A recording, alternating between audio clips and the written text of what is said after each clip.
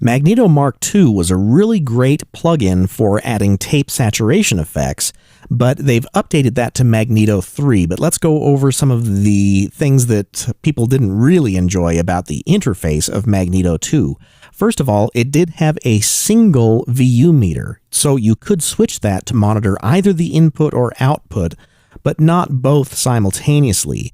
That and the fact that it didn't have really precise controls, or at least the listings on the controls were not visible, and it also had this big skeuomorphic tape deck up here that really didn't have any functions on it, so it took up a lot of screen real estate.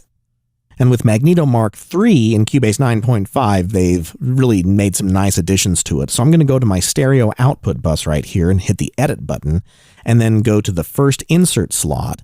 And let's go into the distortion category, which is where we'll find Magneto. Now there's one interesting thing here. The new Magneto is called Magneto Mark III, but it still shows up in the plugin list here as Magneto II. Not quite sure why. There is probably a reason for that. Regardless, there's only one Magneto that you'll find, so if you click on that, then it loads the new Magneto 2 interface, and it immediately looks a lot different, but what they've done is moved the reels, those magnetic tape reels down here, and they've kind of blurred them out so that it's not taking up so much of that screen, but they've also made the other controls much larger and easier to edit. And the first thing you'll notice is that there's a separate input meter and a separate output meter that you can monitor simultaneously, so you don't have to switch between one or the other anymore. Also, all the controls are the same, except now they have very specific markings on the control panel to make precise edits much easier. And the dual mode switch is nice and big so that it's easy to manipulate. So let's go ahead and take a listen to what Magneto Mark III sounds like. It sounds the same, it's just that the way that you edit it has been vastly improved. So if we wanted to add some more tape saturation, let's grab the saturation control and move it around the 40% range right here.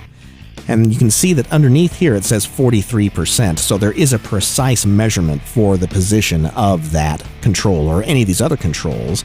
Then we have the frequency range that the tape plugin works in. Right now it's set between 150 Hz and 5 kHz. Then there's a high frequency adjustment control right here with a separate power on. So if you wanted to put in a little bit of the high frequencies that the saturation takes away, you can do that. Then there's a separate output control so that you can see how much signal is coming out of the plugin.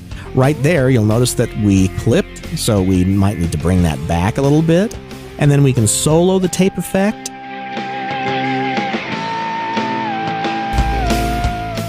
And then if we wanted to use that dual mode switch, we can turn that on, and that is the same as putting two tape decks together, so you get a much thicker amount of saturation.